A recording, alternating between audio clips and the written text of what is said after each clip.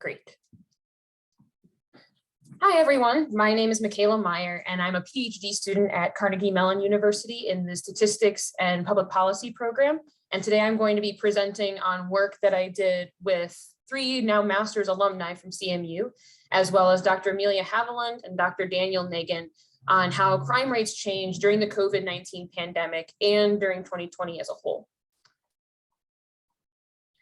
So we hypothesized for our project that the events of 2020 were associated with changes in crime rates. So when we think about when the pandemic started and lockdowns began across the country, people's mobility was restricted. So people were sometimes not going to their workplaces, people weren't out and about as much socializing. And so we hypothesized that potentially this could have been associated with a change in crime rates. And similarly, then once these pandemic lockdowns lifted in places, perhaps that also then was associated with a potentially different association in crime rates. And not only was there the pandemic to contend with in 2020, but also coincidentally, as a lot of these pandemic lockdowns were being lifted, this was around the same time that George Floyd was murdered in Minneapolis at the hands of police. And so as a result of George Floyd's murder, there were a number of protests that were held across the country. And we were curious about whether or not these events could have also been associated with changes in crime rates. In terms of what we're contributing to the literature, there have been a number of papers that were written about COVID-19 and the pandemic and changes in crime rates. But besides Rosenfeld et al. In 2021, which was using more time series methods and change point analyses, we're the first people to analyze crime trends following the killing of George Floyd. And so we look at 2020 as a whole, whereas a lot of studies were looking at the months just following the beginning of the lockdowns. We also analyzed trends for multiple crime types across multiple cities, while most of the previous literature and articles were examining fewer crime types, so maybe just 1 or 2 at a time, and also looking at, say, 3 or 4 cities. We also introduced an openness index that measures the restrictiveness of lockdowns in a given city. So we were using information from the counties themselves, and we had various industries. We rated these industries as either being open, semi-open, or totally closed. And then using this openness index, we tried to see if there were changes in crime rates. I won't have time to talk about those analyses during my presentation today, just for the sake of being within the 10 minutes, but I'd be happy to talk about this more during the question and answer session. So for our study, we were looking at crime data from 28 of the 70 largest US cities. These 28 cities were the cities that made daily or weekly level data publicly available for all of 2018 and 2019. And this is actually a mistake, it's actually all of 2020 as well.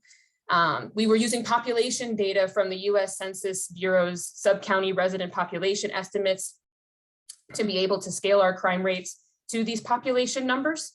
The 5 crime types that we were studying were homicides, auto thefts, burglaries, robberies, and larcenies. And these are 5 different FBI Part 1 crime types. There are 2 other Part 1 crime types, aggravated assault and rape, that we weren't able to study in our analyses. And this is because the data quality for both of these crime types was quite poor for many cities across the country. Again, I'd be happy to talk about this more at the end of the presentation. So for our analyses, we were using a Poisson regression model. And so because we were dealing with crime counts, we believed that it was easiest to just model that as a Poisson regression model where we're trying to measure this lambda parameter as a regression model. And so the different subscripts here refer to the city, where we had 28 cities again, the different weeks, and the year, 2018, 2019, and 2020. And for each crime type, we had a separate model. So the covariates that we're including in this model are an offset term for the population, which allows us to take into account a city's population when looking at its crime rates, a city fixed effect, a fixed effect for the year, and a fixed effect for the month as well. But the 4 coefficients that were most important for our analyses, and we were most interested in learning more about, were these 4 different periods of 2020. So we grouped the months of 2020 into these 4 different groups. And these are the pre-pandemic period, which was January and February, the lockdown period of March to May, the summer protests of June to August, and the end of the year, which was September to December. So on the next few slides, I'm going to be focusing on just these coefficient estimates that are highlighted in blue on this slide. So beginning with homicide rates, these plots on the next few slides are all going to be set up quite similarly. So I might eventually start to breeze through the next few slides, but the y-axis is reflecting a multiplicative change in the crime rate. So in this case, it's a multiplicative change in homicide rates. There's a dashed line at 1, because if there was a multiplicative change of 1, that would mean that for that time period, there wasn't a statistically significant change in the crime rates compared to the previous years. The dots on these plots refer to the point estimates from our models, and then we're also including 95% confidence intervals, which are the ends of these plots. And so what we find for homicide is that throughout the entire year, so not just during the lockdown and afterwards, but for the entire year, there was an increase in homicides in 2020, which is relevant to point out because some of the literature has suggested that homicide rates rose in 2020 purely because of lockdown related events or things that happened later on in 2020, but we also saw that homicide rates were elevated pre-pandemic. In terms of robbery rates, we see that pre-pandemic robbery rates were really not statistically significantly different from what they were in previous years, but during the lockdown, summer protests, and end of the year periods, we saw the robbery rates decreased. For auto theft rates, we find that during the pre-pandemic and lockdown periods, there wasn't a statistically significant change compared to previous years, but for the summer protests and end of the year, there was an increase in auto theft rates. Larceny rates, once the pandemic began, decreased compared to previous trends. And finally, burglary rates did not change in comparison to prior trends, except during this pre-pandemic period. So at the beginning of 2020, burglary rates were statistically significantly lower than they had been in previous years. But once the lockdowns began, we didn't notice a change in burglary rates. So based on our results, what do we want to conclude? Well, we first of all want to caution against advancing policy at this time based on the lessons that we're learning from the pandemic. One of the reasons for this is that typically crime types would be moving in tandem in terms of either all of their rates would be increasing or all of their rates would be decreasing. But what we find here is that crime rates by type did not move in tandem. So homicides increased, robberies decreased, etc. And so because of this, there's not necessarily a good theoretical reasoning for why we saw the results that we saw. We also examined in analyses that I'm not presenting here, the rate changes in relation to lockdown policies, that openness index that I was talking about earlier.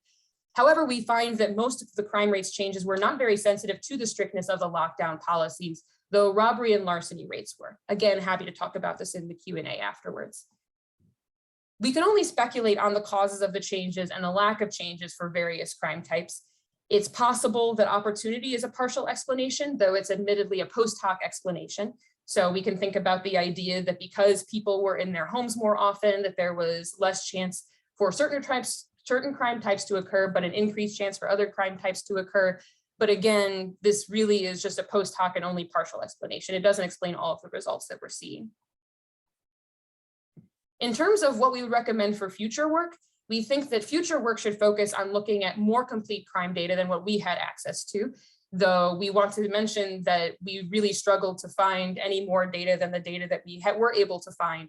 And even the data that we were able to find had some issues in terms of, say, aggravated assault and rape, which were pretty inconsistently reported. We also believe that future work could examine crime rates in non-urban areas. So we were just mostly looking at large cities, but it'd be interesting to find out what was happening in suburban and rural areas as well at this time. And also look at later stages of the pandemic. So now that we're done with 2021, what happened in 2021 in comparison to 2020 and the previous years? Thank you for attending this webinar. And thank you to everyone who put on this webinar and made it possible. We have a paper that is going to be appearing in Statistics and Public Policy soon. We also have an old version of our paper available on arXiv, but my email address is given on this slide. It's just my first name at stat.cmu.edu. And I'd be interested in hearing any feedback or questions you have after this talk as well. Thank you.